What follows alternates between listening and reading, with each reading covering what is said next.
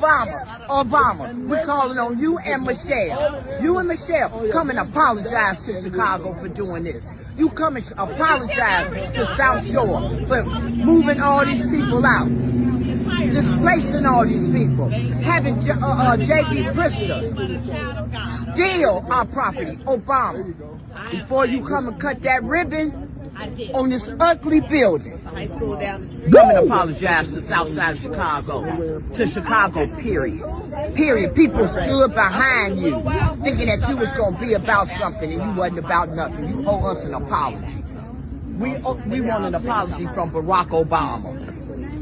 We not leaving. We here all summer until he come. We here all summer until he come. All right. The Obamas showed America the glitz, the glamour, and the celebrity red carpet at the opening of their presidential center. But what didn't make the mainstream media highlight reel were the Chicagoans furious about the scandals surrounding this massive Prometheus-like structure. Okay, because behind the music, the speeches, and the millionaire photo ops are real people asking a very simple question.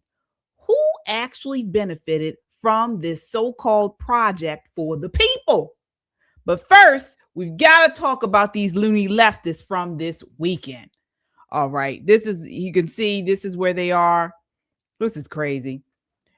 All right, let's get into this. So I want to talk about these loony leftists from the weekend, folks. It's been the Democrats have lost their minds this weekend. All right.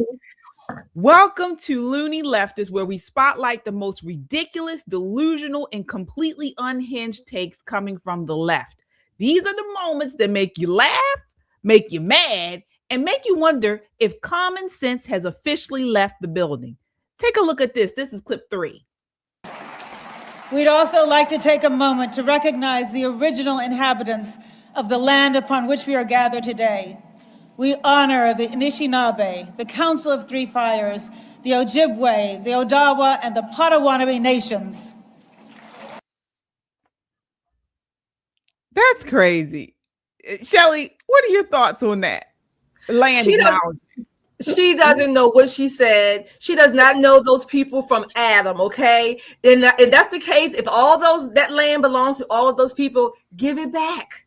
Give it back to them and get off of their land. As a matter of fact, get off of the land that the people of Chicago pay for with their taxes, called Jackson Park.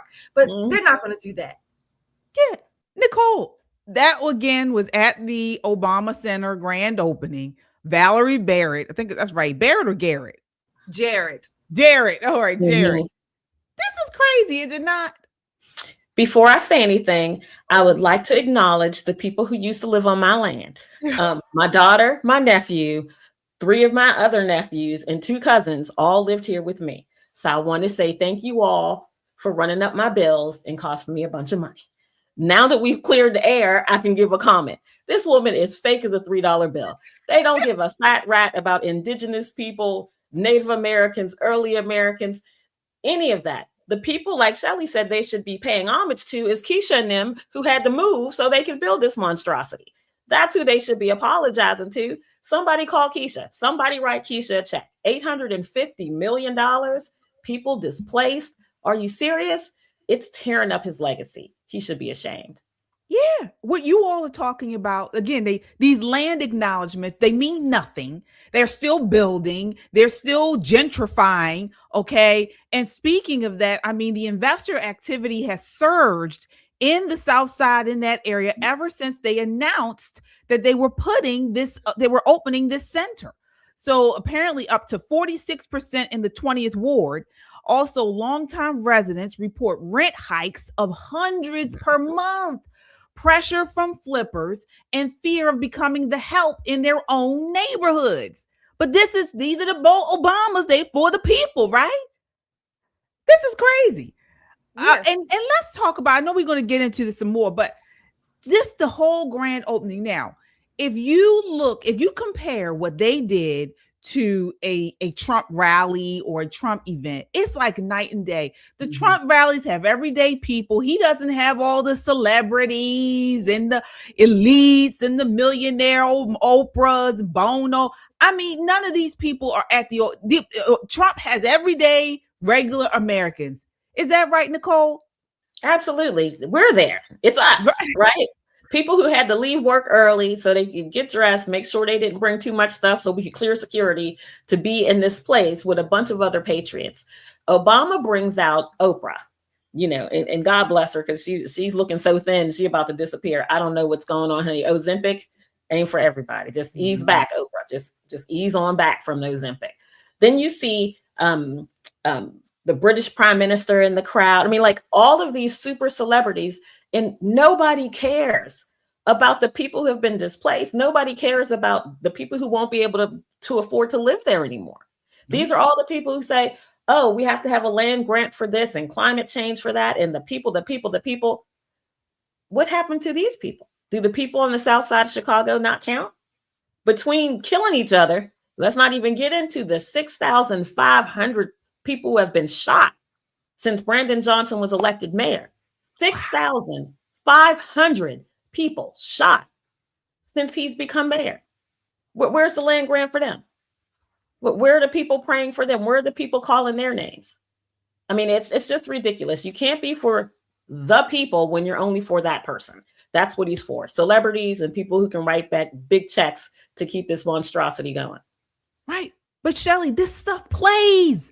I mean, they give these speeches, which you're going to get into in a little bit, about how they're for the people, about the people. They're not elitists. They're about everyday Chicagoans. When the what we saw is far from what they're talking about, but it still works, right?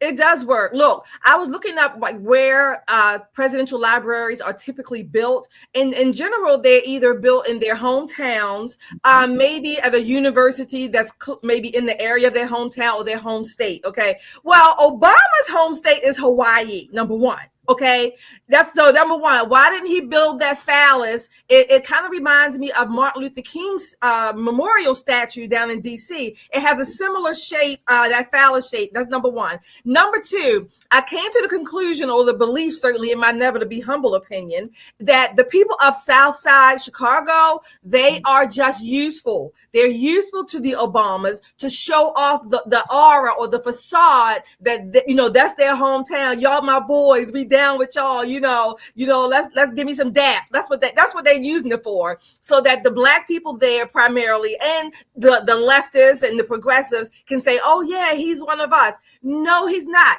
Obama has homes in Hawaii, Chicago, Martha's Vineyard, and other places, out on a yacht somewhere over in the middle of Europe. So these people are not you. They are still pimping you for the land that not only did they grab it from the Indians, they're grabbing it from you, Southside Chicago. Your land is being taken as well, right under your nose.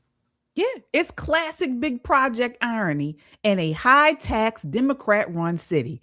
All right, you got these development spikes, which they spike the values. It's good on paper, but Chicago's punitive property tax system hammers fixed income black families. All right. And these are the same families that the left champions.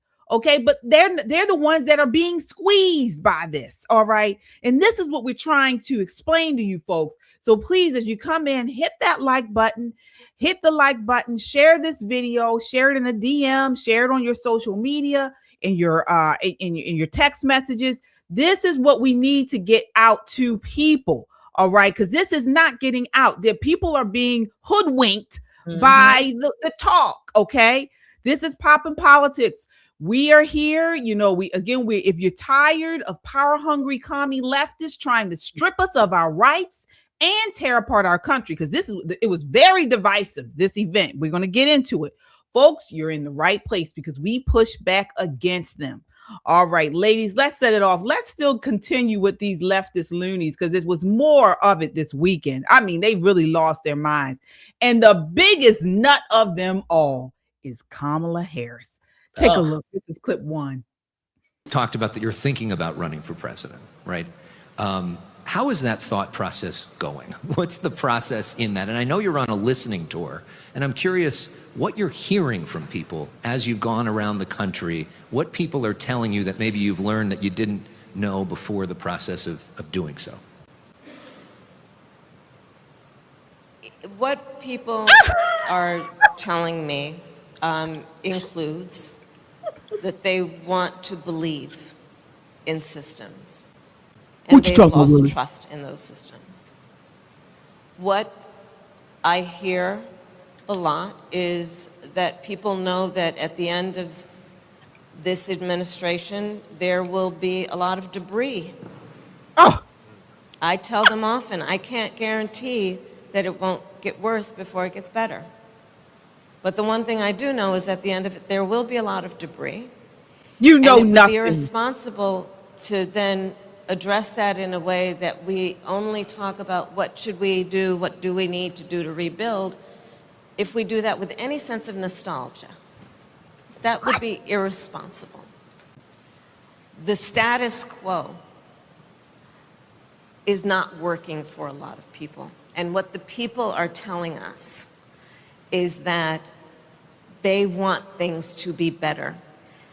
And in some places, what that sounds like is we want that to be broken.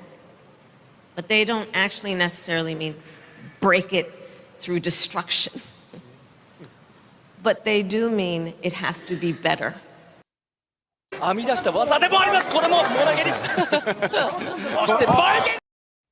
out of here. Somebody put their whole foot in her mouth. What did she say, Shelley? I thought of the commercial. Remember the old commercial, Almond Joy? Sometimes you feel like a nut. Sometimes you don't. Mm-hmm. Yes, well, she always does. I mean, she would be a good nut for Almond Joy commercials and candy bars. I don't know what she said. And when he first asked her that question, you know, she got stuck because number one, she didn't know what to answer. And number two, she hasn't thought about anything that she would do differently from the time when Sunny Hostin asked her that question. She still hasn't thought about it. That question has still not dawned on her that she should have an answer for that. She is a nut. And you know what? As homage to Forrest Gump, run, Kamala, run, please. Yeah. Yes. Please. Oh, Nicole, please. what are your thoughts on that crazy word salad? I mean, what are your thoughts? Listen, I know a bunch of toddlers, so I do speak toddler. Let me try to translate what she was saying. I've had too much to drink. How dare you ask me a question? But since you did, here are some words that sound remotely college educated. Remote. Now, it's not going to make sense. And when I'm stuck, I'm going to do like a black girl swirl and add a little on the back of it. So you think you missed something important while you were trying to figure out what I said in the paragraph before. Typical Kamala. A whole lot of words with zero meaning. She's talking about break it, but don't break it till it's broken. Girl, burn it to the ground. Whatever it is, just like your political career. Burn it to the ground. All past the foundation. I'm talking about to the dirt. Dust the dust. That's what I'm talking about. Burn it to the ground and then try again. I want you to run in 2028. I've never donated to a Democrat in my life. I'll write your first check. Please run. Please do me that favor. Make it so much easier for us to continue this forward momentum we have. Please do run. Now, I don't know anybody who's going to give you any money outside of the $100 I'm going to give you. Maybe Shelley will kick in $100 just so we could have the entertainment value of listening to word salad. Right. So, no. Oh my God. But let me tell you something. Nothing would make me happier if they anoint her the nominee again. Let's not even have a primary season. Let's just go ahead and give it to her again. Somebody just put a crown on her head and let her run. That would be so amazing. We would not have to actively campaign. We could just play her speeches loop after loop after loop, and maybe she'll, have Meg Thee Stallion come again, and maybe a little bit more Cardi B, some more celebrities come out and stump for it. It'll be thoroughly entertaining. And while it's entertaining, that doesn't tell me that I want to put your finger on the button. I don't want you in power of anything. You can't conjugate a verb. Girl, go somewhere and sit down. Have some of that good California wine. Go to Napa Valley. Go to Camus. Get you like the big Magnum bottle and maybe a straw.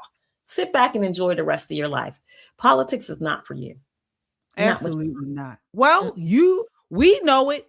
Folks in the chat, we hope you know it. We'll sound off and let us know what you think. But Don Lemon had her on his podcast this weekend, and they're still trying to push this idea that she's black. In bright yellow words, Don Lemon had the name of the show, the interview, exclusive, Kamala Harris, black, proud, and free. I mean, this is it just continues. They just continue to push this. They really want her to run again. Take a look at this nonsense. Here she is again with another word salad. All right. And she got the same ugly green suit. Oh, that is a hideous suit. It's the neckline. It makes her look like she's escaping from like a straitjacket. Yeah, I mean, she's got big shoulder pads on. These women, these leftist women still want to look like men. I don't understand this. I want to know where she is, where it's cold enough for that. Yeah. Where is she? Because it's 100,000 degrees. I know. It's not cold enough. She just continues to wear these ugly, ugly suits. We each have light inside of us. And we need to know that that is what inspires our hope as much as anything external to ourselves.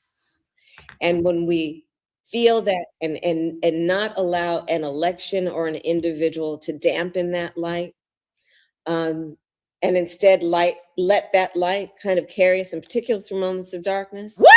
That we not only act on that hope, but we inspire that hope in each other. And in particular at this moment, it is so important that we not only have hope, but and he's looking. What are you trying?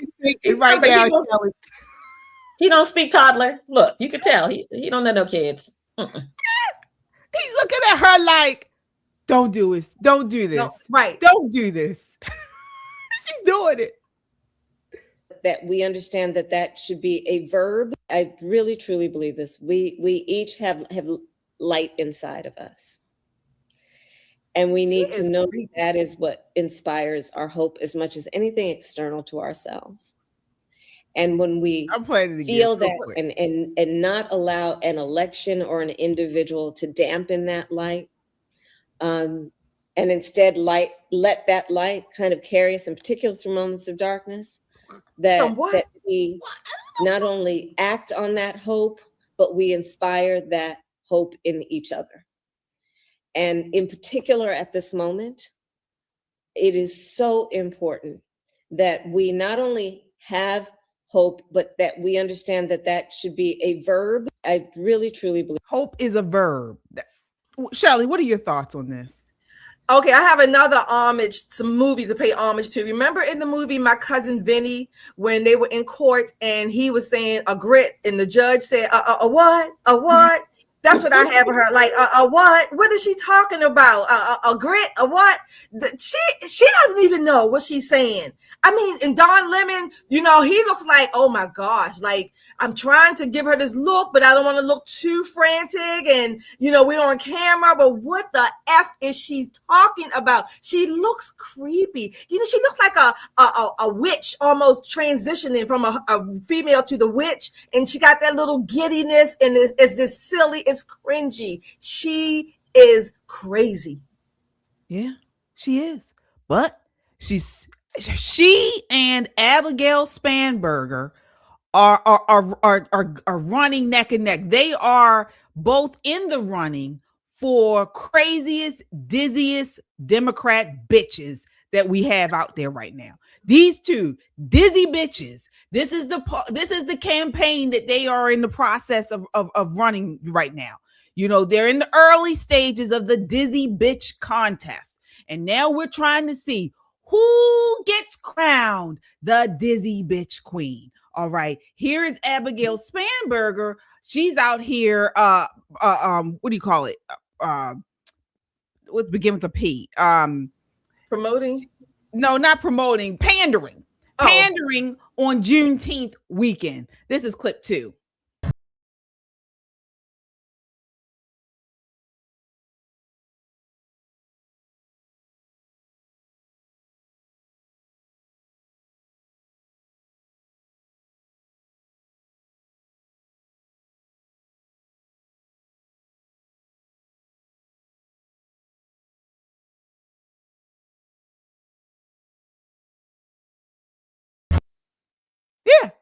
not to be outdone before you ladies comment, we have another one here, a Democrat, again for a Juneteenth celebration. Take a look. This is clip 10.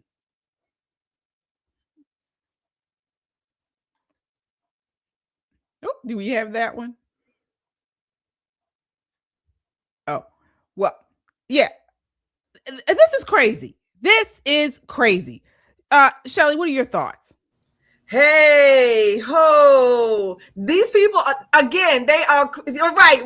They are. She looks goofy back there. Number one, she just doesn't fit in that place, if you will. Again, I'm not saying you can't dance, you can't enjoy music. I think music is universal. But these people, you're right. They are pandering. They are basically selling themselves to buy your vote when they are going to do nothing of the sort for you that benefits you and your community. Look at Southside Chicago. Those people, their rents are going up. Many of them will have to move. And guess what? It's on purpose. It's on purpose. They want you to move because they don't want your black asses down there. Okay. They don't want you near that monstrosity called the Obama Library. They want to be able to come and go, unencumbered, all the celebrities, because it's not for you. Again, he's giving you that. He's saying, y'all my homeboys, but you can't come up in his house.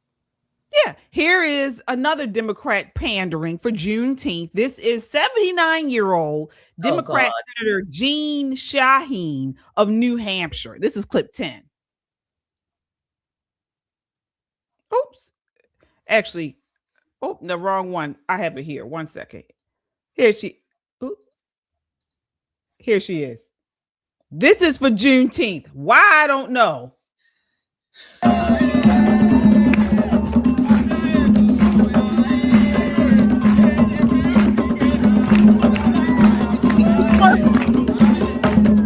It will do anything possible.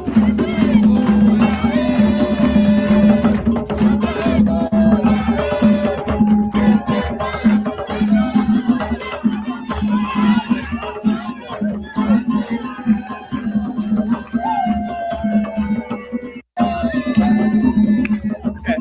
So help me understand, Nicole. How is this even part of Juneteenth? It's an African celebration. This is not Juneteenth. Am I wrong there? No, we can't even be damn free. I mean, they ruin every damn thing. Every damn thing. When Joe Biden made this a national holiday, Tori Snow and I on his radio show had this very conversation. And I said, and I'm quoting myself, they are going to ruin this. Walmart is going to start selling Juneteenth ice cream. Target's going to have Juneteenth t-shirts with black people with afros and a raised fist. And that you're going to see these old white Democrats coming out about to kill themselves trying to pander to black folk. What the hell does an African dance have to do with Juneteenth? Juneteenth is a part of freedom season. Right? Mm-hmm. So it butts right up into the 4th of July. It celebrates freedom. Now, say what you want about Abigail Spanberger. Say what you want. But she was listening to Hip Hop Hooray like it was brand new to her. Like the first time she ever heard it. The song's 20, 30 years old. She was like, oh my God, it's the best thing I ever heard. But the reason why she's happy is because everybody on that stage in the great state of Virginia who's earning money, she getting a piece of your check before you leave that state. So yeah, hip hop and hooray. She's making money. That's what she's doing. She'll clap with you, party with you. But before you leave the state of Virginia, your paycheck is going to be deeply debited to sponsor all of her side projects. Now, I don't want to say anything about Jean Shaheen because I too own that very same pink pantsuit. I'm going to say that. It's a killer. I got it from Macy's. I'm going to just say it's a killer. However, you would never, ever catch me wearing it with some penny loafers, dancing to African music with some guy who's got on a full ass dashiki. We're not doing that. This is ridiculous. We can't even be free without these people stepping on us. Can we just celebrate freedom? Not black people freedom, not white people freedom, but just the thought of freedom in general. That's supposed to be the spirit of this time of year. Instead of, it's close to midterms, let me get out here in my pink Macy's suit and pretend like I'm having a good time. This is ridiculous. It's shameful. And this is exactly what we said was going to happen when Joe Biden made Juneteenth a holiday. Oh, yeah. Don't you? Well, there's a great t-shirt. You could wear the A250 t-shirt, not black, not white, American. You could definitely wear that. Probably not with the pink pantsuit though. But get your shirt now because the 4th of July is coming soon. We also have it in a mug. Father's Day is behind us, but you can never, ever have too many great coffee mugs, especially this one, to catch all the Democrat tears after the midterm. Get your merch on our website. Shelly, what's the website? MetroConservativeMedia.com. That's right. www.metroconservativemedia.com. You can go there. You can also go to our YouTube page and click over to store, and you can shop until your heart is content. Before we go off this topic, this is what I wanted to say. It just dawned on me. It really did. Isn't it ironic that in 2026, these people don't want you to be free. They want to make Black people still enslaved and in chains. They tell us all this, they come in to put us in chains again, but yet they can celebrate the Emancipation Proclamation that were told to the people in Galveston back in 1865. Make it make sense. We were free in 1865, but we're not free today. This is all a grift and a graft and pimping and prod and all kinds of, they are only using it in as far as they can make you believe to keep them in power some kind of way. That's it.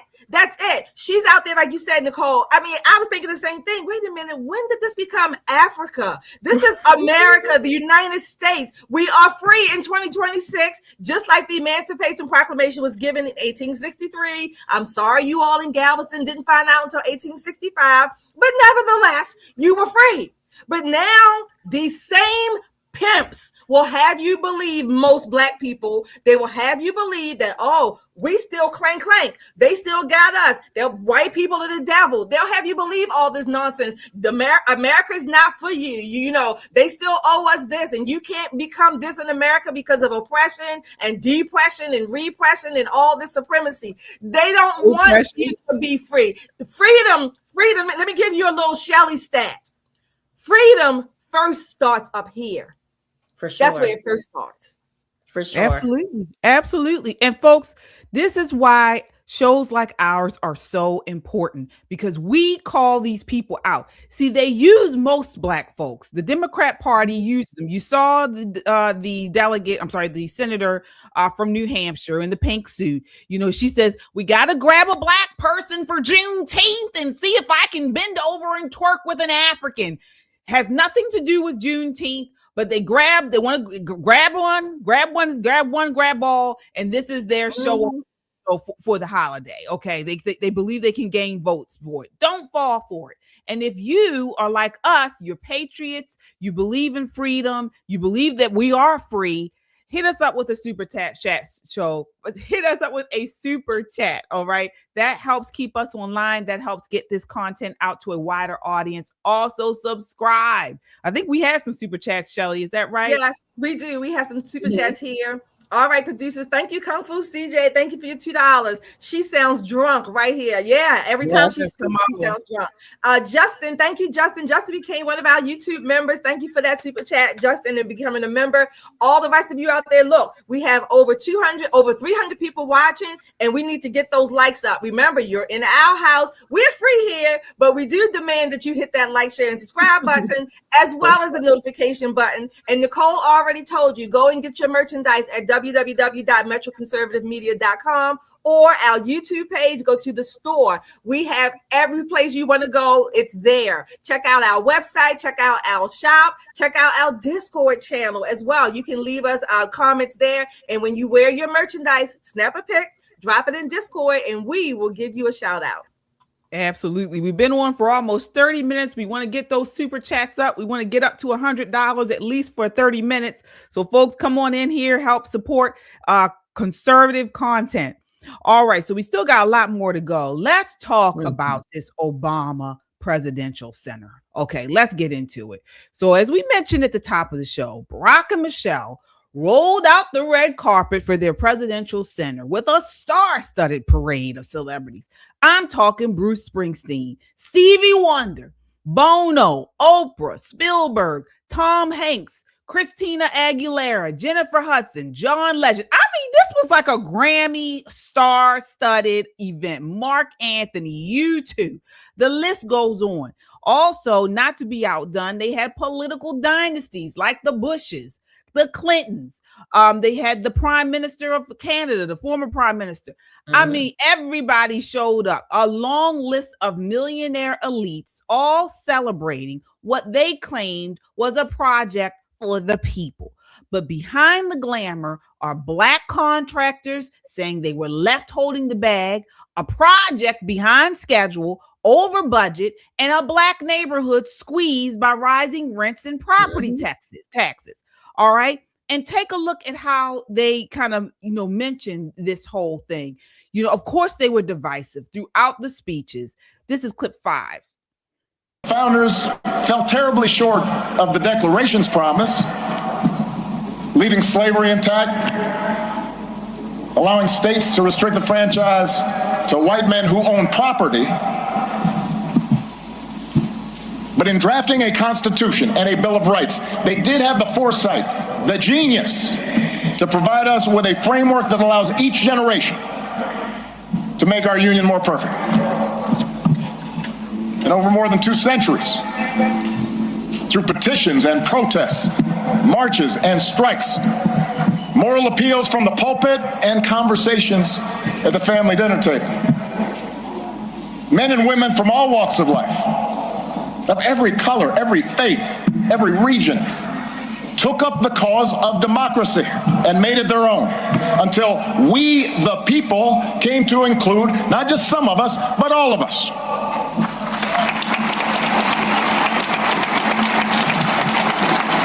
Aren't looking for perpetual anger and division. They are looking for fairness and common sense. So to all the young people out there, as well as those of you who consider yourselves young at heart,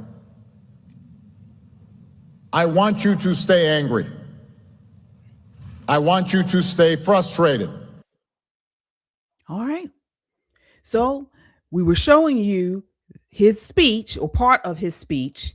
And then the second video was also part of his speech, where he was saying he doesn't want people to be angry and divided. And then yet just a couple years ago, he told the young people to stay angry and divided. So let's break this down, because I thought it was very divisive. Just the way that they explained the founding. I mean, you're literally president, and we're at your presidential library, and you're poo-pooing on the founding and the Constitution and everything. What are your thoughts, Nicole? It's typical Democrat during election season. Typical Democrat. Only a Democrat, let's call it what it is, only a Black Democrat would stand on top of $850 million and say they're oppressed. Nobody else has the balls to say that. Nobody else has the cojones to stand on top of nearly $1 billion and talk trash about the very nation that allowed him to do that. The very nation that he's talking about. And let's correct it. They weren't geniuses when they were writing the Constitution. These were average men, very much average men. What do we know about the founding fathers? They were very far from perfect, very far. By today's standard, George Washington was a public menace. He loved war. He was good at it, very good at war. Ask the Native Americans when you find some.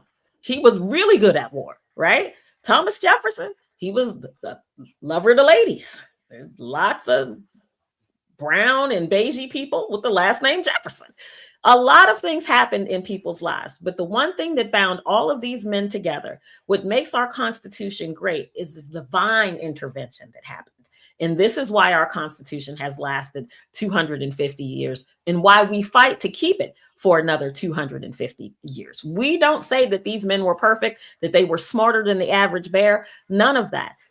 The hand of God is on top of this nation. And it needs to stay on top of this nation. We need to stay prayerful. We need to remember our Judeo-Christian founding. That's what he should have said. But instead, he took this moment to take swipes at people, and it plays so poorly. Again, how are you complaining at $850 million, Mr. First Black President, right? How are you complaining to an audience that probably had a rough combined income of 10, 15 billion? How are you complaining? How are you complaining? There's no room for complaint. This should have been a celebration. This should have been like, listen, you may not like the design. You may not like that, we're all digital. Whatever it is you don't like, suck it up. Today's the day. We're going to party down. We'll work it out on the back end. Invite regular people in, not just celebrities. Have everybody come and enjoy the center. That's what it should have been. But he used it for a political rally instead, and it fell very flat. Very flat. Yeah, Shelley. I mean, the way they painted the history, it's so dark. And why are you here if you hate America so much? Yeah. Because, Nicole, to your point, because that narrative has to sell. You said the hand of God was on our country. I certainly believe that. But unfortunately, the hands of the left and the government are in our pockets. That's where their hands are. And that's the part that we're going to pay for. Again, this monstrosity, this library. So they have to keep that narrative. They have to make people see the celebrities were there. That $1 billion or $15 billion amongst all of them, that's not going to touch them. But they need the narrative to work for the rest of us, the ones that are watching it, the ones where it goes over the waves. See, they need us to feel, not us personally here, but they need us to feel like, oh man, we just can't get ahead. Let me go throw some more money and see what Obama can do, or whatever. The people there, they're rooting for us while none of your asses were there. Okay, you gave your hard-earned money, to this library and any other project, if you will, that now will cost you over $200 million. And that's part of the infrastructure that they call the public infrastructure, where all the roads had to be built and renewed to make a library that you probably won't even drive on. So they couldn't use that money to fix the roads around Chicago, okay, where everybody, participates, if you will. They couldn't fix the potholes and all the other infrastructure that needs to be upgraded. No, they had to divert your taxpayer money to roads and all kinds of land development for a library that you will probably never even visit. This is the grift and the graft, if you will. This is the grift and the graft that is played out over and over again. And why? Because it works. That's why. But my thing is, what upset me the most about this, as you mentioned, they're grifters, they're grafters, and they're race hustlers. And they're pretending America was uniquely evil in a world where slavery was practiced across continents, kingdoms, tribes, and empires. We know this. Slavery was a global human evil, not just an American invention, as they tried to kind of create and push that narrative. The American story is not simply slavery existed, though. The American story is that from the founding, there were people fighting to expose that contradiction, restrict it, abolish the slave trade, and eventually destroy slavery. Okay, because we had something called the Civil War that cost hundreds of thousands of American lives, black and white, mostly white, right? Am I wrong about that? No, you're not wrong about that at all. There's so much of the American story that you miss when you focus on just the ugly, right? When you just focus on our rough beginning here in this nation. The story can't just be the origin story. You have to follow the path, right? You have to follow the path. It's the trip that we've made together, how we've grown together into a better nation. And again, we're far from perfect. We're absolutely far from perfect. Shelley and I will tell you, and KJ will say, we want our money back. We should abolish the IRS. This taxing on top of taxing on top of taxing is not constitutional. I'll argue that to the death. However, it is much better that women actually can work in the United States, because there are nations where women can't work. So we do realize the blessing. It doesn't stop us from working for a better and more perfect union, but there's no debating how far we've come and how quickly it's happened. That's the part that Americans should hang on to, not just when we were apart. Let's focus on it together and how we get better at being together. That's where the focus should be. He wants to talk about hope. And I hate that Kamala has adopted his hope agenda. She wants to talk about hope, but all they're selling is division and poverty and lack and this hood culture, this nigga culture that we talk about all the time. This is what they're peddling, because a twerking ass on a stage does not equate to Black power. It does not equate to Black culture. It does not stimulate the vote. It does not. Highly entertaining if you're in the booty. If booty is your thing, highly entertaining. But if you came to Kamala's last rally thinking that you're going to hear about her agenda, what she's going to do with the economy, how she's going to handle everything that's happened in the world since Donald Trump's taken office, thank God we don't have Kamala Harris as president. Thank God. Can you even imagine where this world would be? Can you even fathom where this world would be? They have made such a mess of things on their side of the aisle, but they have no other choice but to do this type of pandering, hoping to stimulate these people to vote. And the truth is, they don't. Nope. And how about talking about the state of Vermont, which was the first sovereign state to abolish slavery in 1777. But we know this library, the center, is filled with nothing but 1619 Project, BLM, social justice crap. But they don't want to talk about that. In 1777, Vermont was the first sovereign state to abolish slavery. All right. Now, the United States was a federal republic where states still had enormous control over their own domestic laws. So to abolish slavery everywhere, America needed a national constitutional amendment. And Article 5 required a huge supermajority, 2/3 of Congress to propose it and 3/4 of the states to ratify it. All right. And this is another thing they try to twist, which the compromise. OK, the slaveholding states had enough political power for decades to block national abolition. So that's why you see compromise after compromise. Remember the Missouri Compromise, admitted Missouri as a slave state and Maine as a free state to preserve the balance between slave and free states. Then the Compromise of 1850 also tried to hold the Union together, including a stricter Fugitive Slave Act. But Vermont proved America had anti-slavery principles early. Again, the delay until 1865 proves slaveholding Democrats and Southern power brokers fought those principles for almost a century.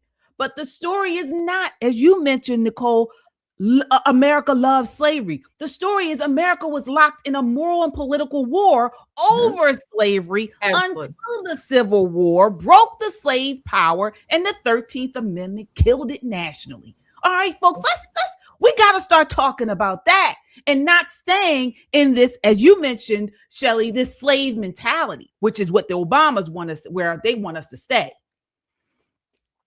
You're much easier to control when you think like a slave, because you're waiting for someone to tell you what to believe.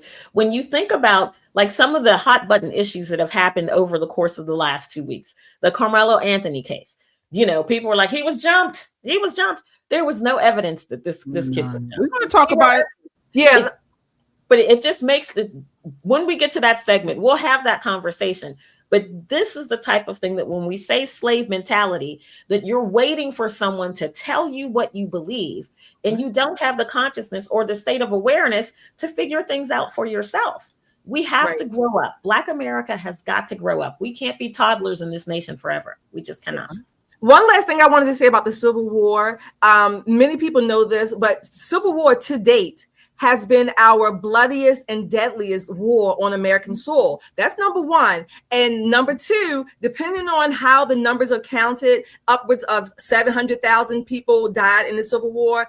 It's still the largest war we've had combined as far as deaths, combined with the other wars. So it still outpaces in death and mortality the other wars combined. So our Civil War, that particular war, where it not only symbolically demonstrates our battle to end slavery, it had physical, mortal consequences, literal, almost 700,000 or more, give or take, deaths that we can literally count. So we had the physical and the symbolic, the symbolism of it, if you will, in that struggle. We struggle ourselves on our own soil amongst our own people to get that off of our books, so to speak. And many people, I think we don't appreciate that enough, if you will, how we literally had the inner fight. We fought families against families, friends, neighbors against each other to cleanse our soil and our country of that stain. Absolutely. Absolutely. And we still have more to cover here, folks. Let's talk about the super chats. Thank you all so much. We appreciate you. Let's see who we have. We have Mo. Hi, Mo. Thank you for your $5. Thank you for stopping by. Josh. Hi, Josh. Thank you for your $20. Josh said he just ran in the door. Let's go, Pop family. That's right. Kung Fu CJ is back again. Amen, Nicole. Get them library. Kung Fu CJ again. Thank you. Actually, every state north of Maryland abolished slavery after the signing of Declaration of Independence. Thank you, Kung Fu CJ. Yes, but the point is that Vermont had already abolished it even before joining the Union officially. So yes, we have a look. There's a lot of history that we need to just keep revisiting and talking about, but right now we want you to talk to us and share, and by doing that, like, share, and subscribe, hitting that button, like, share, and subscribe. That's how you tell us that you're listening. That's how you tell us that we are saying things and we are talking about the issues that you want to hear about. Hit that like, share, and subscribe button. Go to our website, go to our Discord, go to our merchandise store, and www.metroconservative.com. What is it, Nicole? You got me saying it now wrong. www.metroconservativemedia.com, and you can go there, see all our shows, and shop as well. Absolutely. And folks, let me just say this before we move on very quickly. It's going to take all of us in this fight. It really is to hold on to our country, to hold on to our freedoms. It's going to take all of us. And that means whether you are, talking about this on social media, whether you are on the front lines at the drag queens protesting these drag queen story hours at the Supreme Court, if you're at the pro-life centers, if you're like us, on here sounding the alarm, trying to fact check these leftists and these Democrats. Or if you can't, maybe you can't get out there and do these things. Your super chats help to donate, to these organizations, or maybe help fund us on here to keep pushing this out, keep talking about it.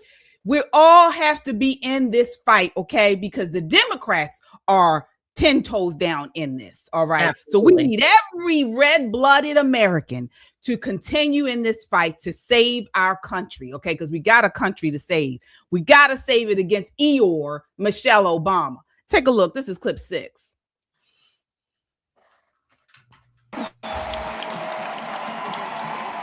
Barack, you got to look at me. You told me all those years ago that you couldn't promise me the world, but you could promise me an interesting life. And of course, you outdid yourself and managed to give me both. I know it hasn't always been easy, but there hasn't been a single second through this experience that standing by your side hasn't left me in awe. 8 years in the crucible, and not once did you melt from the heat.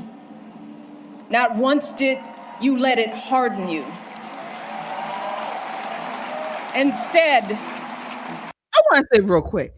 So here she's supposed to be complimenting him. This is supposed to be inspirational. And she's complaining. She called it a crucible.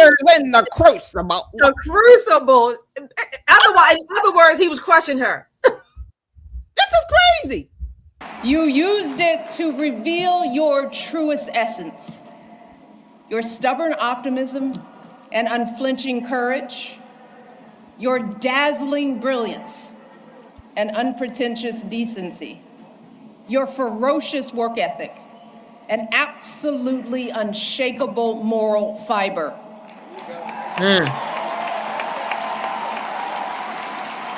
And to do it all as a first, and the higher standard that comes with all that, the claims that a U.S. senator and constitutional law expert wasn't qualified for the job, the lies about your birthright, your faith, your patriotism, the outrage when you stated the biological fact that if you'd had a son, that he too would be Black.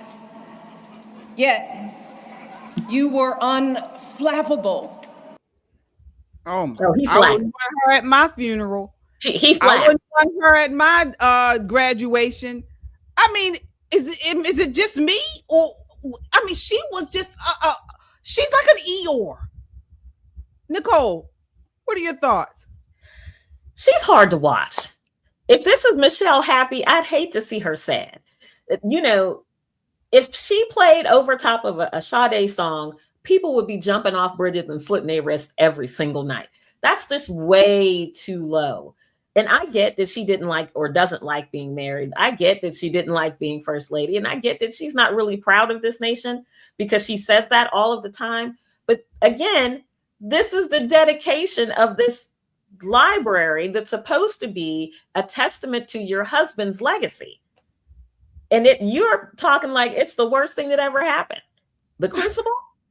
Wait, you mean the People's House? Is that what you're talking about? Are you talking about the place where the most powerful man in the world lives? The Crucible. And he was unflappable. Oh, he flapped all over the place. He flapped. There was flapping. What the hell are you talking about? What are you talking about? She makes me so crazy. But you're right. Eeyore is probably the best way to describe her using nice terms. I'd like to call her Xanax because she just takes you down. She just brings you I'll just call her. Shelly. Yeah.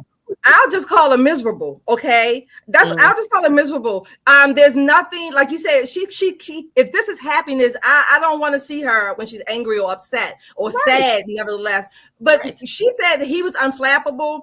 He was flapping around. Well, guess what? So did Michelle. Michelle and the girls flapped all over the damn world on the taxpayers' dime, okay? Every time you looked up, they were here, they were there, everywhere. They were flapping, okay? Not only that, the Crucible, that means that she was crushed, okay? She was being crushed in a pestle and mortar bowl. That's what she was doing. She's complaining. There is nothing. She is miserable. She's what you call a Debbie Downer.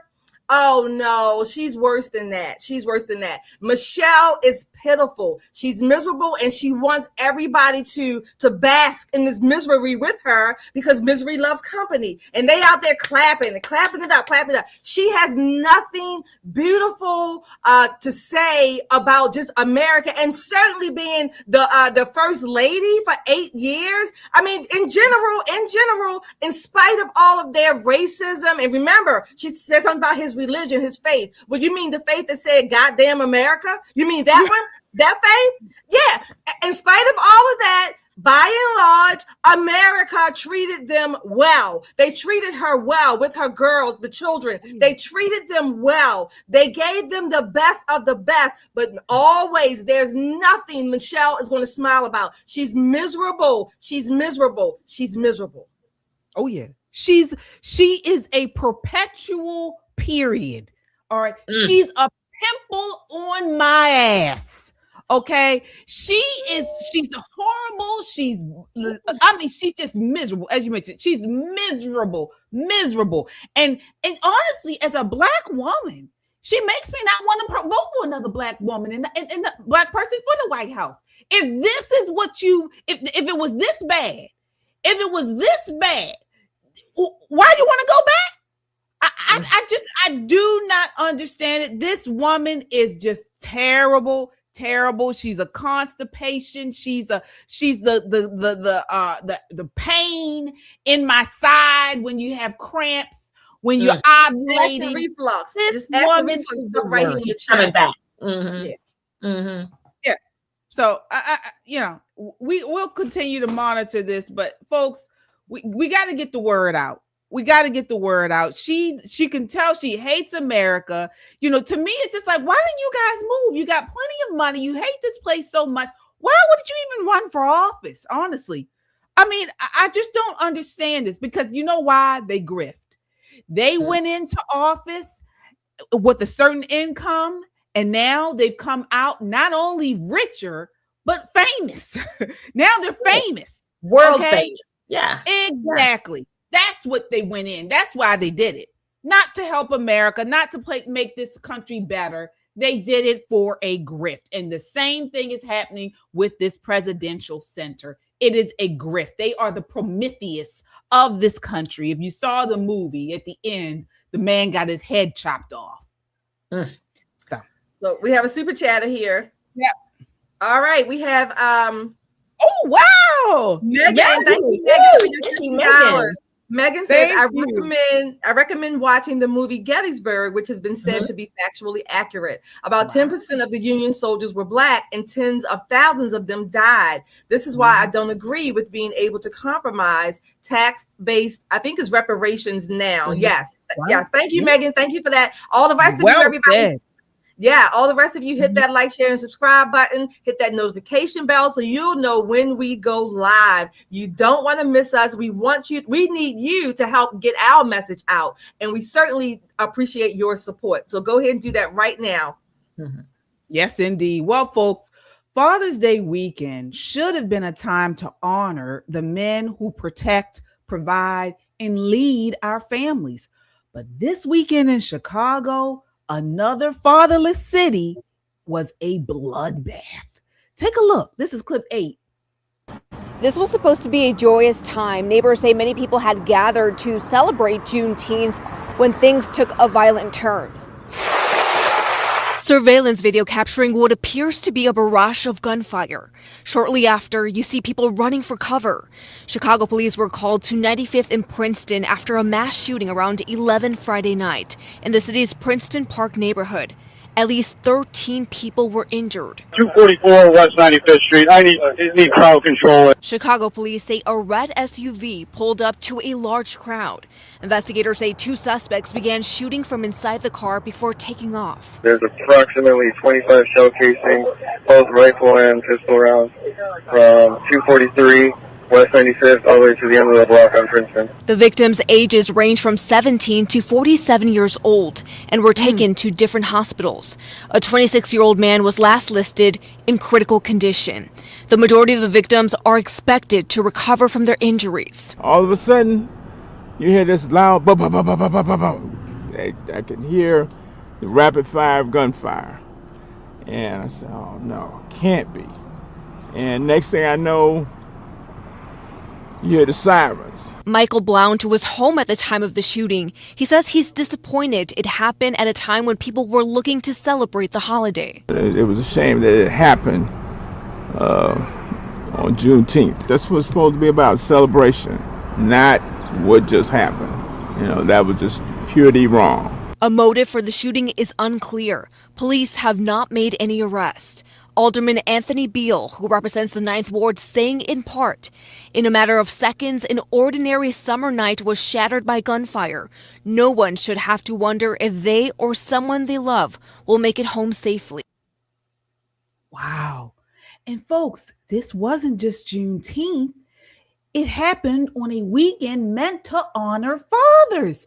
And the contrast is impossible to ignore. I mean, families celebrating dads while other families are getting life-changing phone calls. All right. Here to talk about the importance of fatherhood and just want to contrast what we're seeing in these areas where there is a large epidemic of fatherlessness is Terrace Todd. He is Project 21 director, and he has a monograph out right now on fathers. How are you tonight, Terrace? Doing good. Thanks for having me. I appreciate it. Absolutely. We are so excited to have you on. Welcome back. You have certainly been on before. And so let's get right into this. We were talking about what happened in Chicago this weekend. The Census Bureau has documented the long-term decline in children living with 2 parents in the household from 85% in 1968 to 70% in 2020. So while children living with their mother only doubled from 11% to 21% over that time, the census also notes that children living arrangements can affect outcomes like academic achievement, emotional struggles, and behavioral problems. So can you talk about your monograph and the importance of fathers? Sure. Well, first of all, thank you all for having me. It's always a pleasure to see you guys, all of you Project 21 ambassadors, and you guys are a blessing to have. But yeah, so the monograph, it's the 10th in our series. So here at Project 21, we always put these booklets out, and we call them monographs because they're focused on one issue. And so this next one that we have that's being published now is called What Fatherhood Means for Black America. And we have several others, but I mean, that's this one. The next one that's coming out is What Socialism Means for Black America. But the fatherhood one, it really takes you down the historical journey of the past, of times of the past, and how we got to where we are today. Because like you mentioned, those statistics where prior to the 60s and so on, and even not farther after slavery, our families were intact with a father and a mother at the helm, raising the children and so on.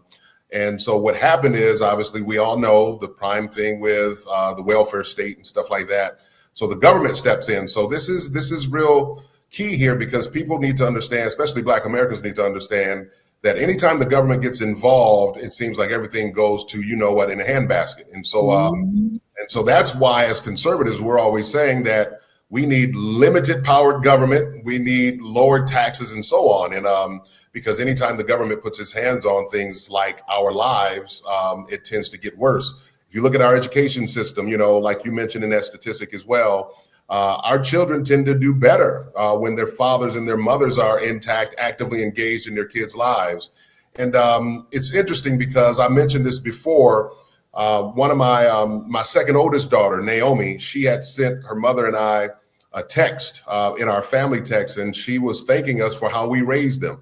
And it literally made my eyeballs misty because, as her dad, who affirms, provides, and protects for them, I'm like, okay, she gets it, And so what was happening around her, she saw, okay, I'm grateful that my parents raised me and my sisters the right way, because what's happening around me is not a pleasant thing. And so anyway, but this monograph kind of speaks to that and how we got to where we are and where we need to go in the future.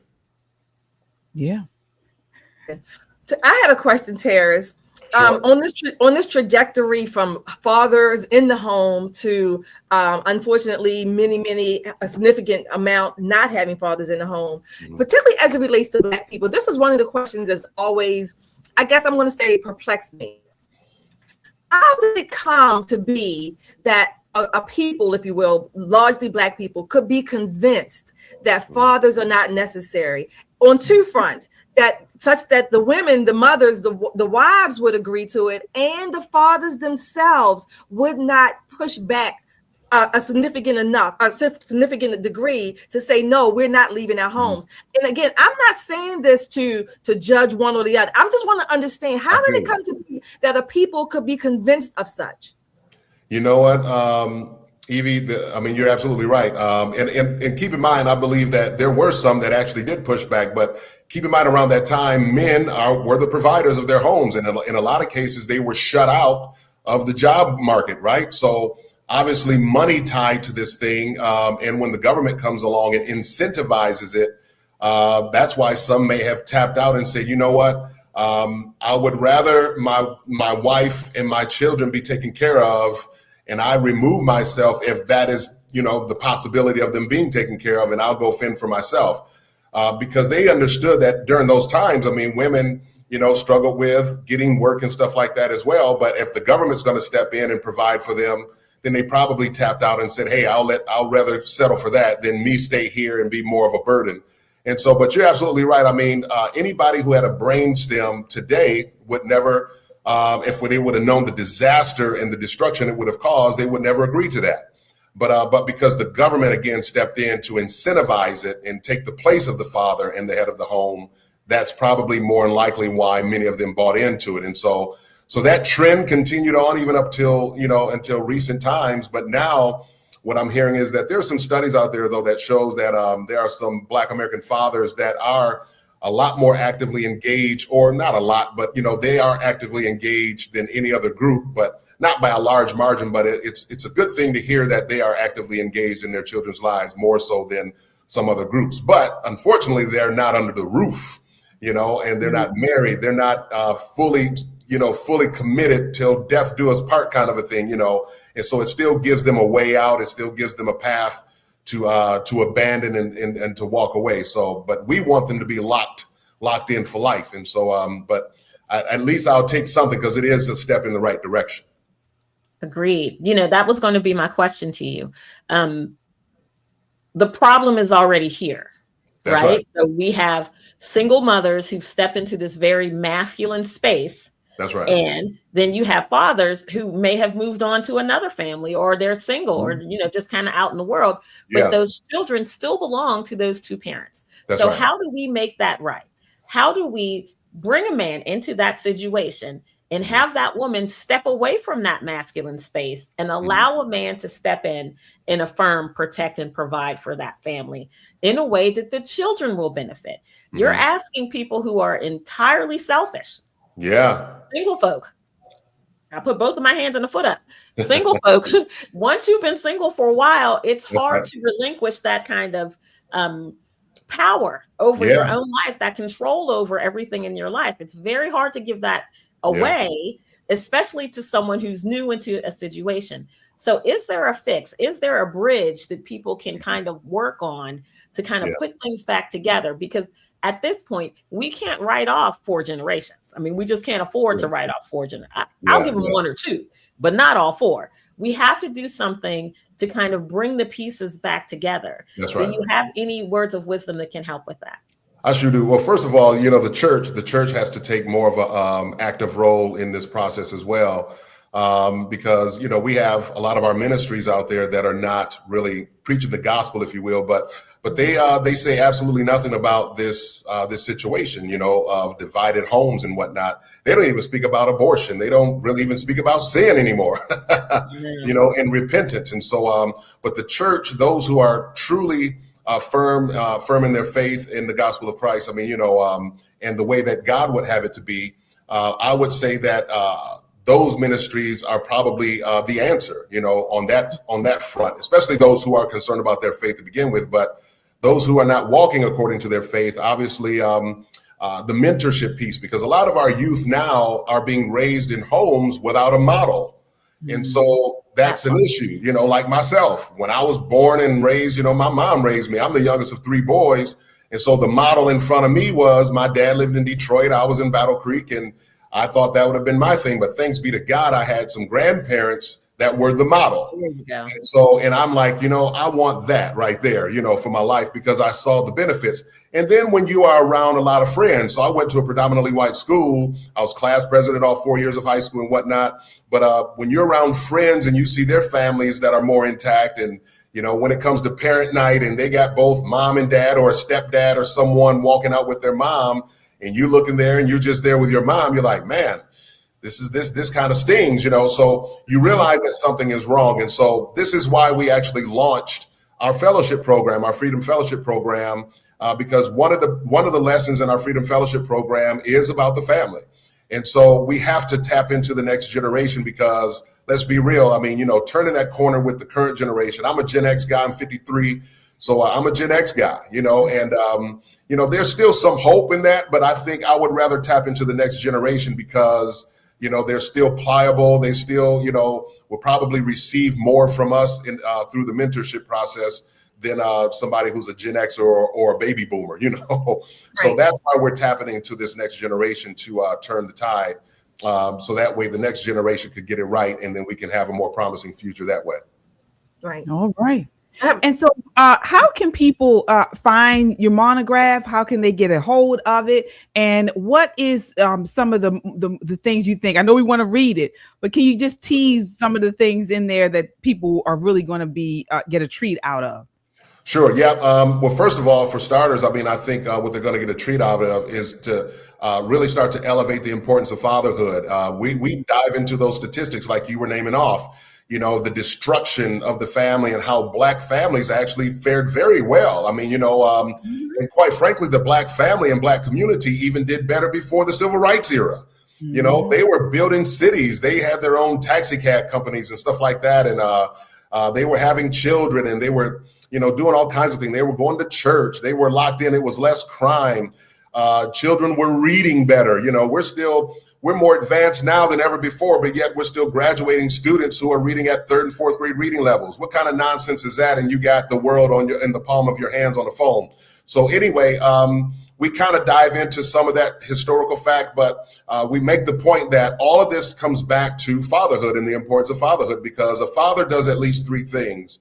He affirms, he provides, and he protects. He affirms who his children are. And so that's exactly what's happening now when they talk about an identity crisis. A lot of our children and our youth are having, well, as a people, sometimes we say that we have an identity crisis as well, but a father can correct that, you know what I mean? Because they come from the father. He's the seed carrier. So, and one of the things we point out too in the book, and I always like to use this analogy, is that anytime you remove the head, so the Bible talks about how the head of every woman is a man and the head of man is Christ. And so, but if you remove the head off the body's sure to die. And so that's exactly what's been happening in the Black American community for decades. And so in this monograph, we talk about a path forward with how to correct that and actually starting to elevate the importance of fathers again. Can I ask one more question? Sure. I know, I'm sorry, Terrence, I know you were teasing out some of the things in the monograph, but let me just play devil's advocate, quote unquote, right? Mm-hmm. We started the segment off about the crime and the shootings and the killings in Chicago. Of course, we see in our area, the DMV area, we see these teen takeovers, and we see a lot of young people doing some quote unquote very serious adult crimes. Okay. If we could talk to one thing, particularly not just from a family, we know fathers are important to the family, but can you tie the link between strong fathers, men, and the reduction or the unlikelihood of young people committing crimes? How does that tie together with men and young people in particular?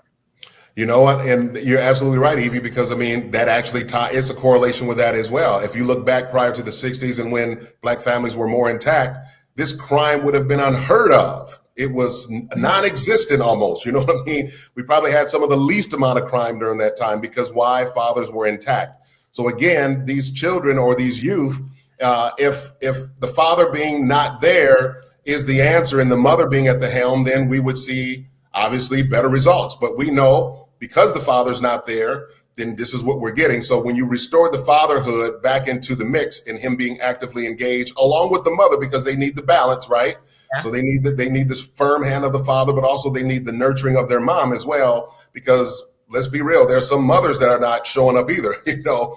And so these children are feeling abandoned by both in some cases because the streets are basically raising them. Kind of like in our monograph, Denzel Washington, there's a quote from him in there, how the streets become basically their mother and their parent, basically, you know. So that is the correlation between the two. And this is why when you see this, you can always point back to a father. 80 to 90% of my issue in the public school system when I was there were female, interestingly. It was not male at all. I mean, I'm talking about knockdown, drag out, fighting, pulling hair, holding on to stuff since elementary school kinds of stuff, you know. The guys, they might tussle up, you know, real quick, you know, and get it over with. But the girls, oh man, it lasted the whole school year. Yeah. But again, the commonality was they didn't have a father. Every time a parent was to show up to resolve this issue or for us to have some kind of discussion about what was happening and giving disciplinary action, it was always the mother or some type of female showing up and the father was not even there. So again, that is a true correlation of these teen takeovers and stuff like that because they need a father. They need strong fathers for that. Yeah. And this is why they reject, truthfully, I think this is why society here in America rejects President Trump. This is why they reject law enforcement. This is why they reject anything that brings the order of God, law and order, or masculinity into play. They reject it because feminism has destroyed both male and female and ultimately the family in general. And this is what we're seeing. And that's why they're rejecting it, because it comes off as being a strong masculine kind of a presence. And so ultimately they're rejecting God as well. Absolutely. Agreed. Absolutely. Well, Terrence, please share where people can find you again, where people can get the monograph and any other anything else you'd like to share with the audience. Sure. Yep. It's on the screen, project21.org. It'll take you to the National Center website as well. This monograph is actually in digital form as well. So you can literally go online and download it. As a matter of fact, the hard copy is being printed as we speak. As a matter of fact, even before we got them all printed, we have the vast majority of them already accounted for. So if you want a hard copy of that, go online, shoot us an email with your name and address and so on, and let us know you would like, a hard copy of this monograph, and we will get it sent out in the mail to you. So that way you can get it in your hands. But like I said, the vast majority of what we're ordering are already spoken for. So, but you can download the digital copy as well at project21.org. All right. All right. Well, we will certainly have you back on. Thank you so much for coming on tonight. And can't wait to read that monograph. Appreciate it. Thank you, guys. I appreciate it. Bye, Terrace. Take care, dear. We'll see you. All right. Bye-bye. All right. All right. Folks, can you see me? Can everyone hear me all right? Mm-hmm. Okay. All right. So folks, we are moving right along. Again, as you come in, hit that like button, It helps to get this video out in front of a wider audience, and we appreciate the support.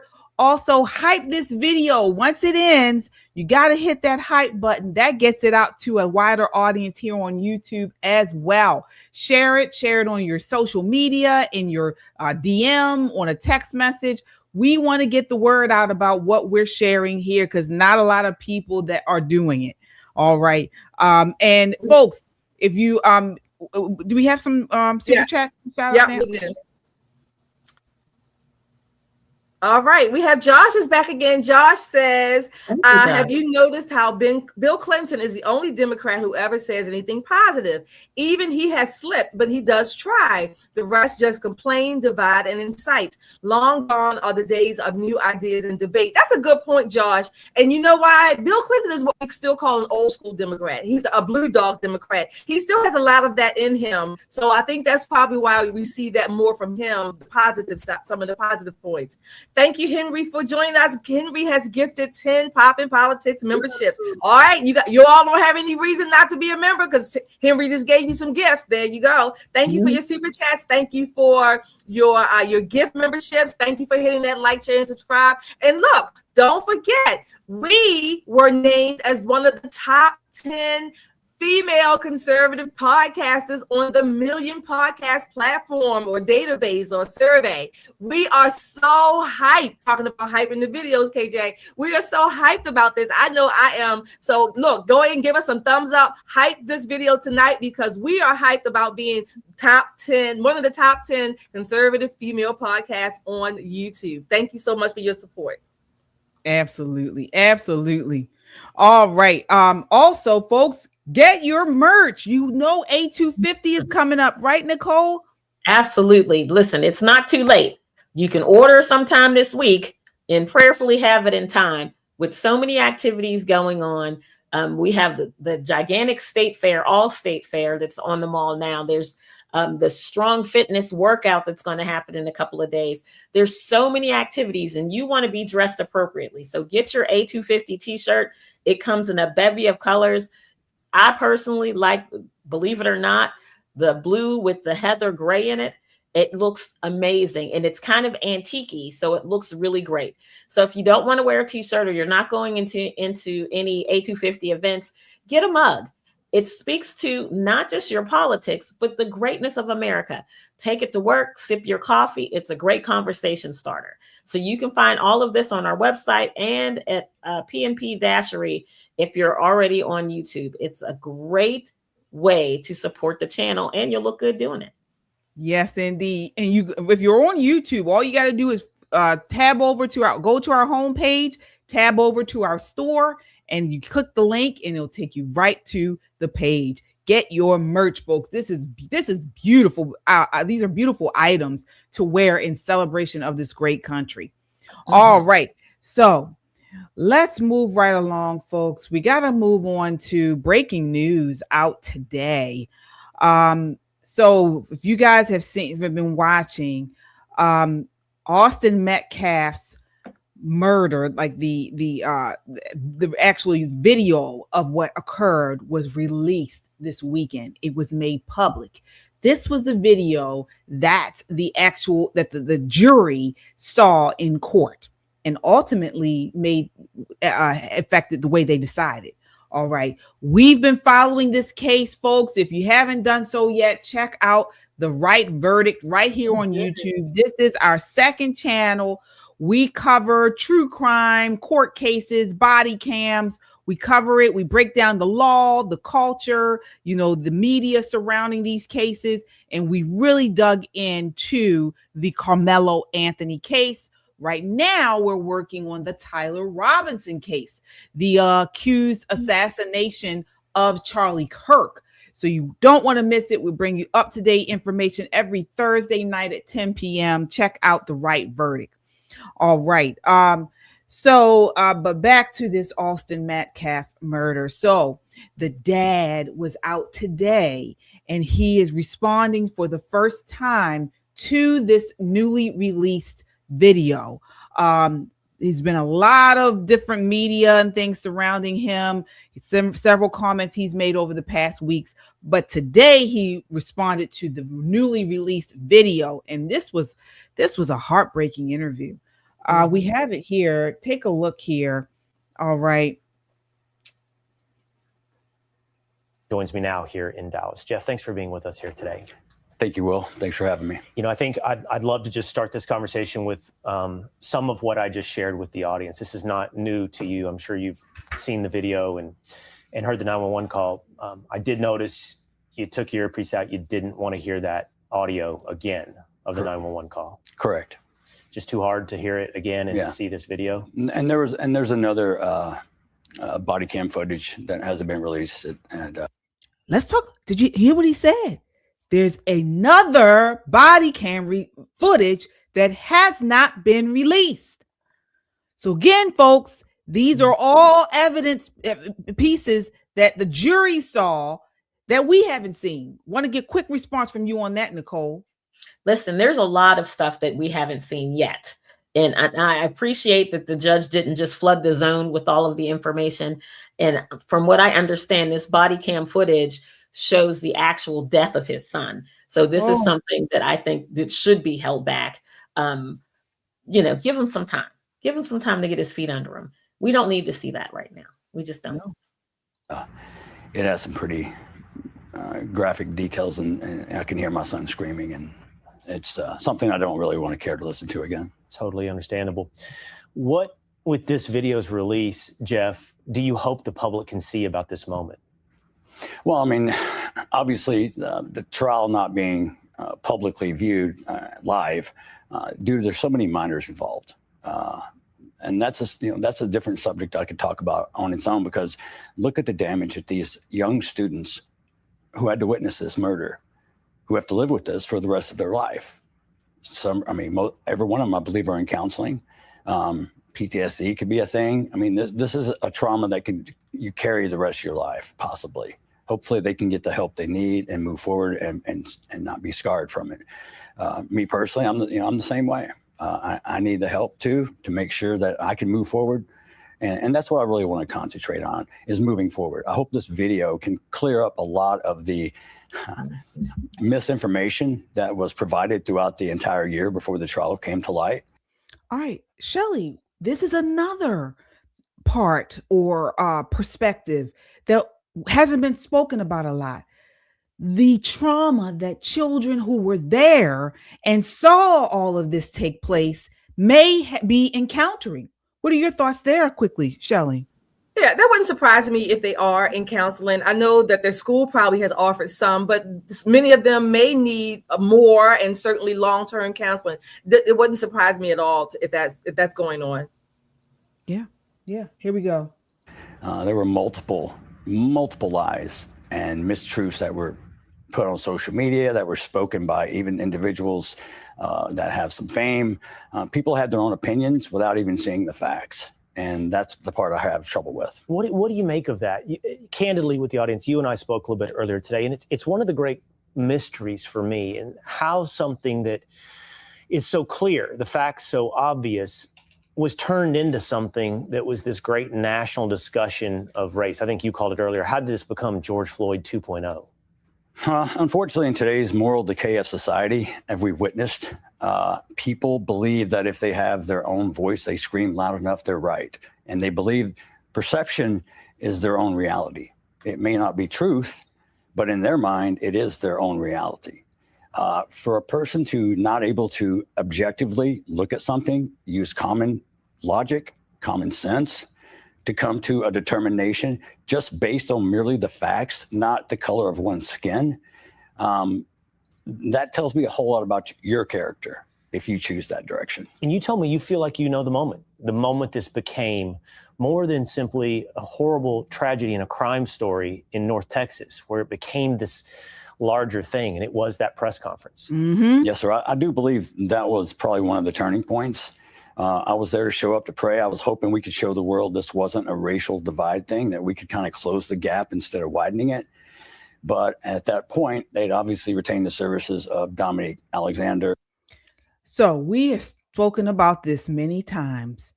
He's talking about a period before, very in the beginning of this, before the trial and everything, right after the arrest, where the Anthonys held the press conference, and Austin Metcalf's dad showed up wanting to have some type of connection, some type of he just wanted a connection. He had already said that he had forgiven Austin Metcalf, and he wanted to take the racial overtones out of it.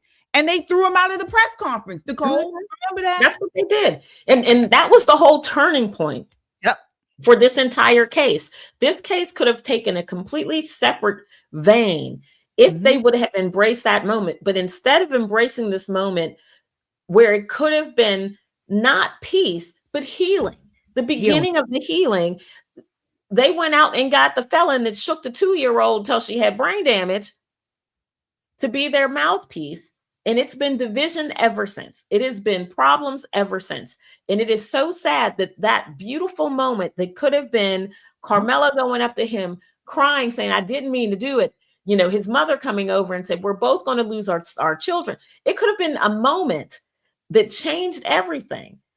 He wouldn't have got 35 years if Mr. Metcalf would have went to the prosecution, to the state, and said, listen, he made a mistake. It was a horrible mistake. It cost my son his life. Can we at least give him some time where he's going to be a younger man when he gets out of prison?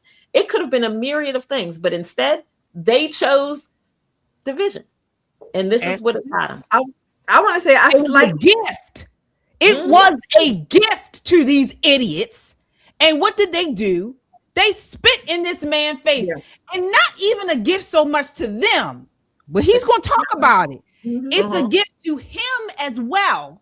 Because he was trying to have some type of understanding, closure, some type of, hearing them say, I'm sorry. He talks about this. What were you going to say? I was going to say I slightly disagree with I don't know, the reasonings that you all are saying, and let me tell you why. Don't get me wrong. I think that moment would have been a pivotal. It was a pivotal moment, right?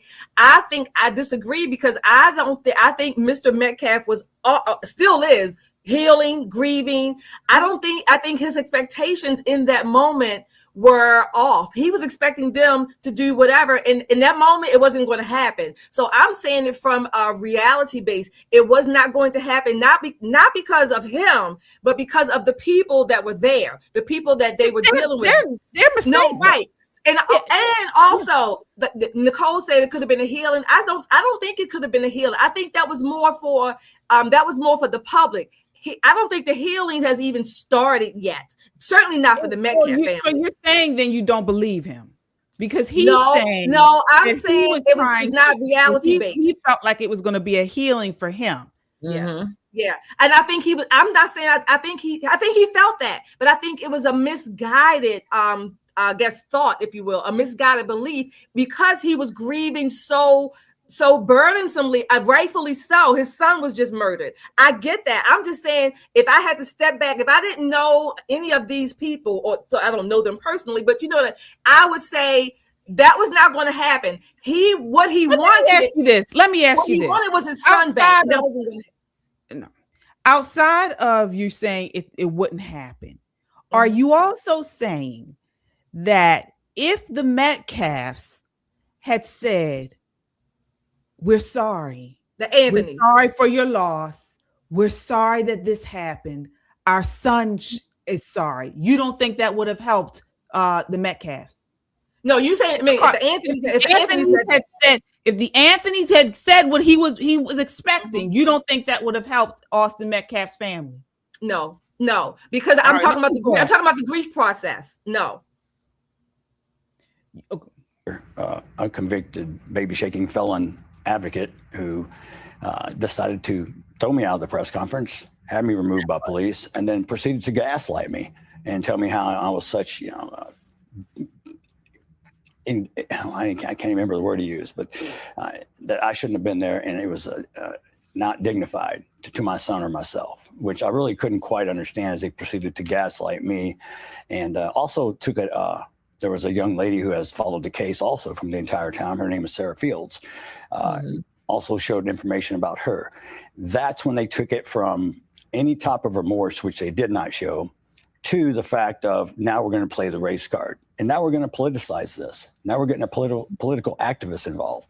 The two things I said on one of the first interviews I ever did was... That was key, what he just said. When they got a political activist involved, an activist involved, it took a totally different turn. And this was on the Anthonys. It was their fault. They didn't get a publicist. They got an activist involved, and they made it racial. And then they spit in this man's face as he was coming to some type of reconciliation. Let's keep going here. Please don't make this about race, and please don't politicize it. Right. But they chose to do both. And your goal that day was to simply get together and pray? All I wanted, I was actually hoping to show them, hey, look, man, I know what happened was terrible. And your son made a horrible mistake. I was hoping for some accountability maybe, and some remorse. Neither one was shown. Have you ever spoken to the Anthonys? No. No apology, no remorse? Nothing. You were telling me you were inside the courtroom, quite obviously. After the verdict, the Anthonys left. They weren't there for Carmelo's sentencing. That is correct. They weren't there for the sentencing, and they were not there for victim impact statements. They left that poor child up there by himself. As soon as the verdict was read, he was guilty. His family and some other advocates left the courtroom and turned in their badges. Jeff, I was talking to you earlier. I asked about Austin's twin brother, Hunter. And I asked you, what has life been like for Hunter in school? Frisco Memorial has other Black students. What's the relationships been like at school? What has life been like for Hunter? Well, I can't speak, for Hunter. I can only try to imagine. But he held his grades. He had straight A's this year. He was captain of the football team, took over his brother's position. I honestly can't see anyone that has the strength or the mental fortitude as much as that young man does. I told him right after the trial, when he went up to give his victim impact statement, that I saw a boy walk up there, but what I saw walk down was a man. He was calm, to the point, was able to articulate his words in a way that could be very understood very well.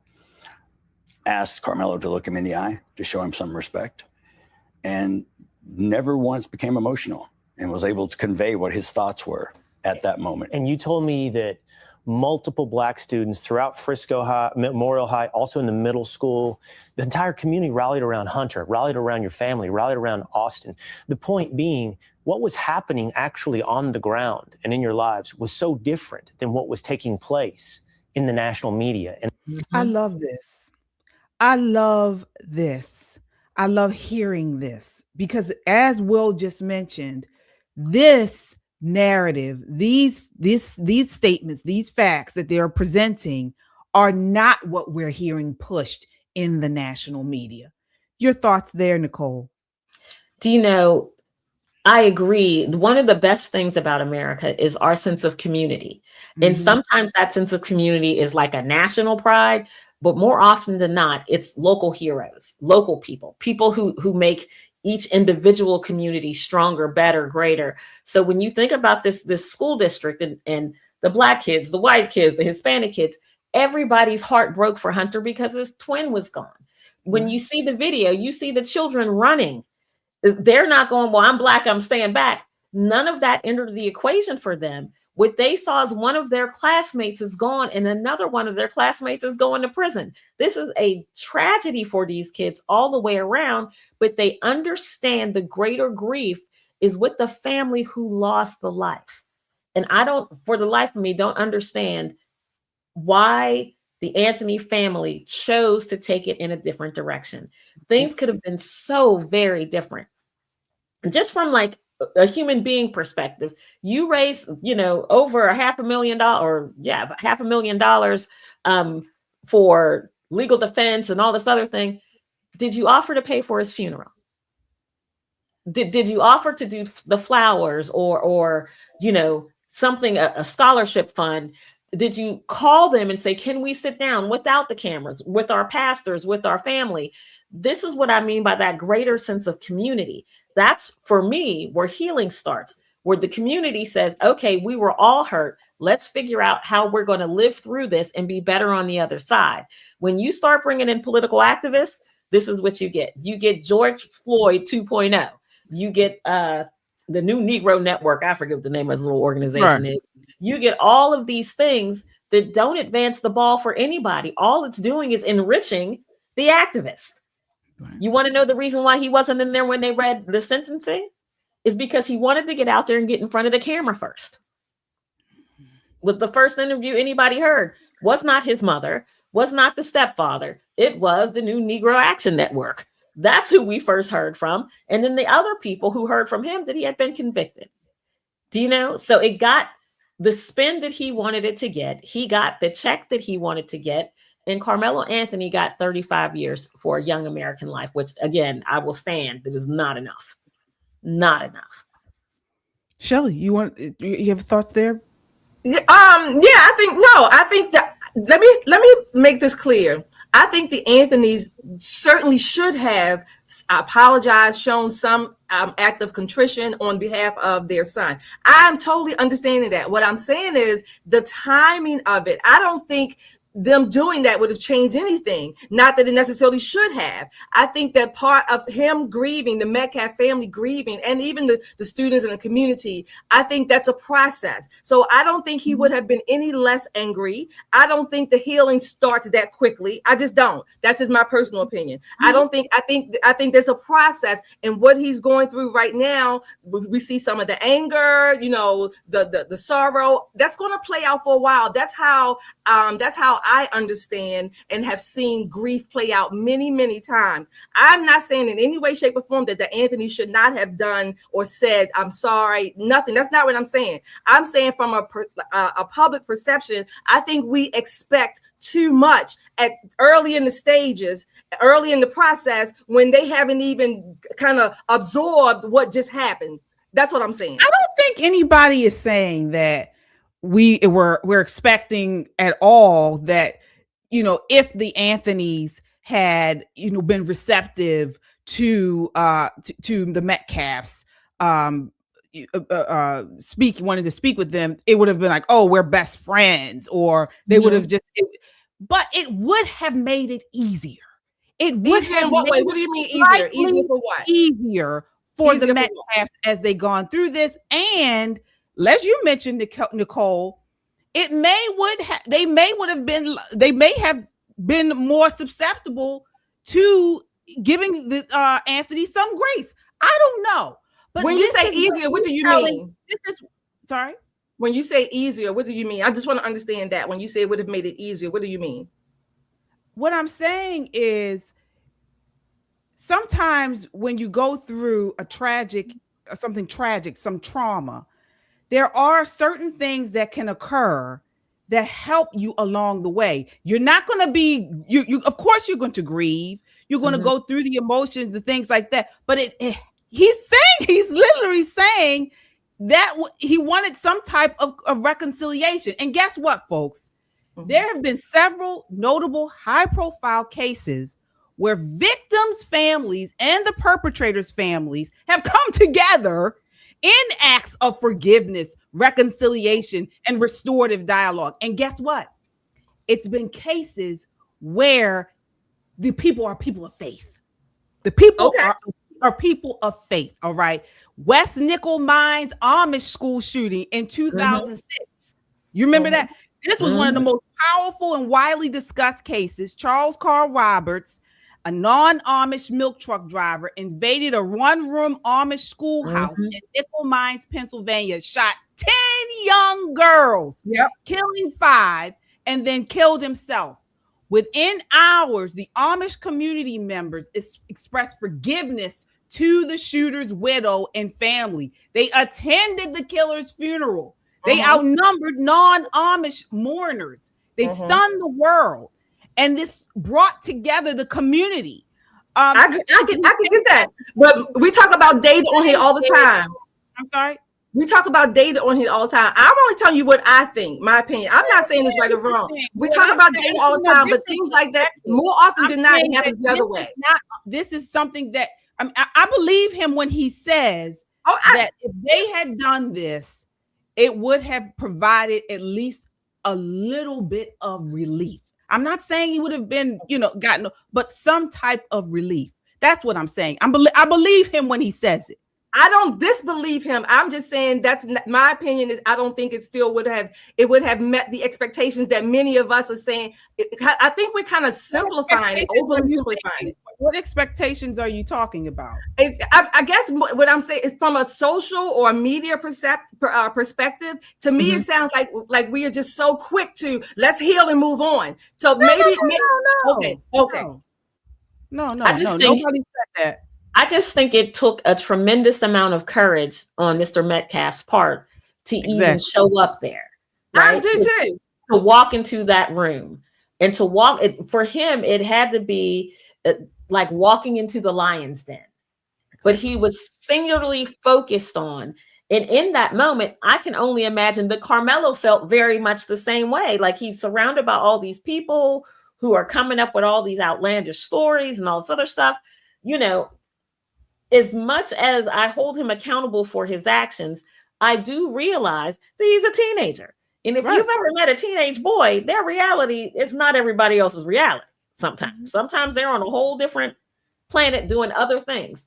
But in this situation, neither one of these men felt grounded. Both of these men were kind of just floating through life at this point, looking for something to hold on to. And something to hold on to for people who are believers, people who are followers of Christ, that's the cross. You're going to cling to the cross. You're going to do what the word of God tells you to do. You're going to be looking inside of yourself saying, Lord, this is more than I can bear. All I can do is let you guide me. What is it that you want from me? And you're met with not other Christian people. And I know it's a lot to expect everybody in the world to be Christian, but Christians do believe that. We believe that deep down inside, under all that other stuff, there's some love in there. What he was met with was a political activist. Who saw his paycheck going up in flames. If there was even a moment of reconciliation, if there was a moment of even recognition, if Carmelo would have said, I'm sorry. I didn't mean to do it. This was not planned. This is not what I wanted to happen. It would have changed some things. But because Mr. Get Rich Quick was there, none of that was able to happen. And not only did it not happen, he made the situation worse. He made him feel small and called him a racist. Called him all kinds, and continues to this day to call this man dirty names. To have someone, and again, this was never about whether or not Carmelo did it. He confessed to the crime right off the top. So I don't see where the big Scooby-Doo moment would have been for him to say that he was sorry for what he's done. Because when he sat there and cried when they read that sentence by himself, with no mother, no stepfather, no political activist, it's just him and some attorneys that they hired. That feeling of emptiness and loneliness and shock and awe and anxiety, I'm sure that's what Mr. Metcalf was feeling when he walked into that hall and was not only turned away, but turned away and ridiculed. So there's a lot of parallels in what's happening between these two families. I was just, me personally, hoping that when he reached out, that him reaching out would not have been used against him, but they would have embraced this opportunity to make things better. Yeah. Want to finish up with this just last part on this interview here. One moment. The conversation, for example, on The View. Don't get me started on left liberal who have Showtime. But anyway, the community and the school itself, obviously we dedicated the season to Austin, and there was a logo, motto, whatever you want to call it, it's called All In. A stood for Austin. The two ones were his number 11. I stand for integrity. N stands for never quit. And they dedicated the season to him, and that became the motto. And they also presented me and Megan with a framed jersey of Austin with his jersey number 11 that hangs above my fireplace as we speak. But as far as the makeup of the team, I mean, I'd say half the team are blacks. I mean, we don't see color. So all I see is character in people. I don't care what color you are. I want to judge you how you treat people. What's your character like? Now, remember, this is how he started before all the racial stuff, before all the names. Remember, this is how this man was started right after his son was murdered. Okay. Now he is referencing Sonny Holston from The View, who made nasty comments today. All right. Here she is. Take a look at this very quickly. One last thing, I know we're playing the music, but Metcalf, Austin Metcalf's the victim, the deceased. His father went on a podcast and listen to it for yourself, but he called Carmelo Anthony a racial slur. And he also said that the reason that black people weren't on the jury is because black people are unable to hold bias from the trial because they don't know their own fathers, have a bunch of baby mamas running around living off of government assistance. So that is the thing. That's the thinking of the victim's father. Well, let's not say that was the victim's I'm not saying it was the thinking as thinking well. Of the victim, but of the victim's father. And we'll let you sit with that. We'll be. Nicole, what are your thoughts there? That is absolutely gross. That is, I mean, it just boggles my mind how low she will go. I mean, once you think that she's gone, she's dug herself to China, she just keeps digging. So this grieving father who's angry, who's in his feelings, we talk about them 7 stages of grief. He got to the hot one. And she's trying to ascribe the father's anger to a reasoning why his son was murdered is outrageous. It's even outrageous for the so-called ladies of The View. It really shows you the content of their character and exactly what Whoopi said. Well, let's not do that because you know what's going to happen. They're going to get another card. And tomorrow she'll be reading the card going, I was not trying to say that Austin said this and Austin said that. What she should have done is kept those thoughts to herself. Exactly.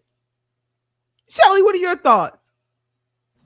Well, again, this case should never have been about race, but now that it is, it's going to always be woven throughout this whole narrative. Unfortunately, Austin is in his grave. People are still grieving, and the people on The View don't know the difference. And so, unfortunately, I mean, again, this is how the media is going to keep playing these clips, and they're going to be intertwining them. We talked about Mr. Metcalf last week when he went on the show, I think his interview, and he was angry. This is what I mean about the grief. This is what I mean about the grief process. And it doesn't just play out. You do one step, you in the second step. No, they're going to always be interacting over time, things like that. So it becomes important to the rest of us, if you will, to understand, okay, this man, he did lose his son in a horrendous manner, no less.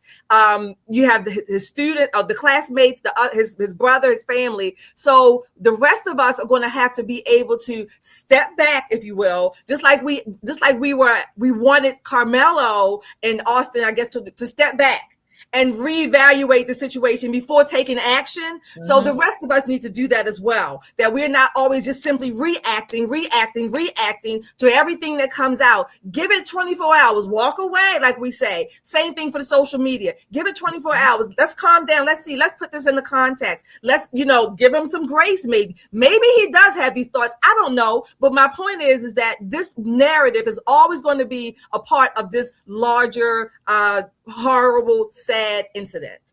Absolutely. And guess what? The victims deserve the grace. This is the exact same thing I was saying about Charlie Kirk's widow. Okay. Now he's going through this. All right. People are wicked. People are evil. People are evil. I don't care if that man came out and called Carmelo and the whole family a bunch of N-words. All right. And his mother a whore. I don't care what he said. After we see, now we have more information, which we all should have understood this before, where we've seen the video. They saw the video. We haven't even seen the worst of it. Okay. So we know they've seen it. He was treated horribly by the family. All right. Of course, this man is going through the emotions. They're going to be going through this for a very long time.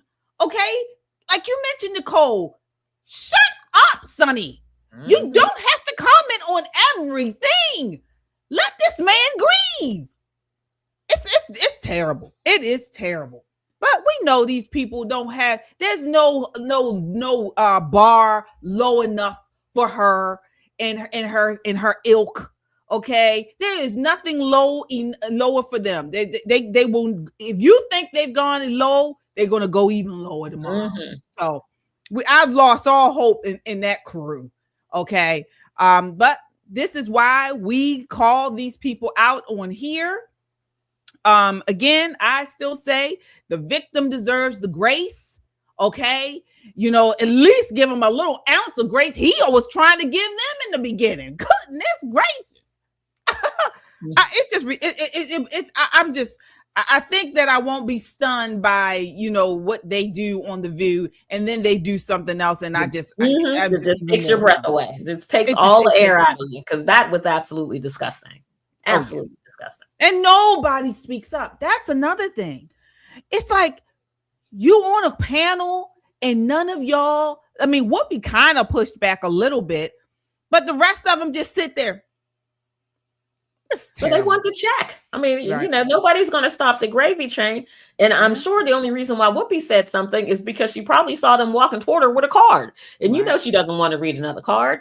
It is just reprehensible how this woman's mind works. Like anything other than the truth.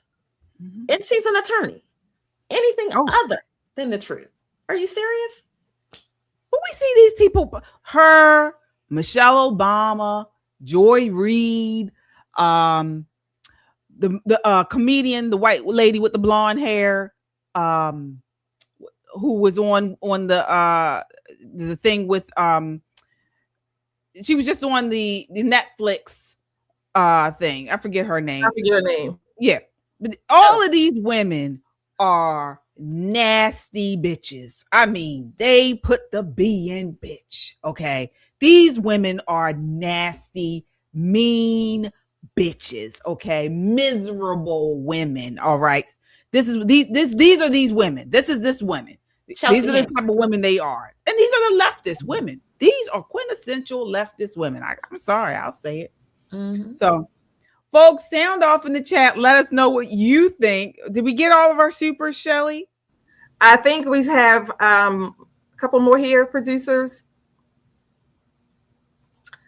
3=1. Thank you for your $10. I was at a coffee shop in Dumfries this weekend, and a Caucasian gentleman stopped as he walked out to say, quote, "I like your shirt. Not black, not white, American." Thank you for that. Oh, thank you. Take a picture of it. 3=1 and drop it in our Discord.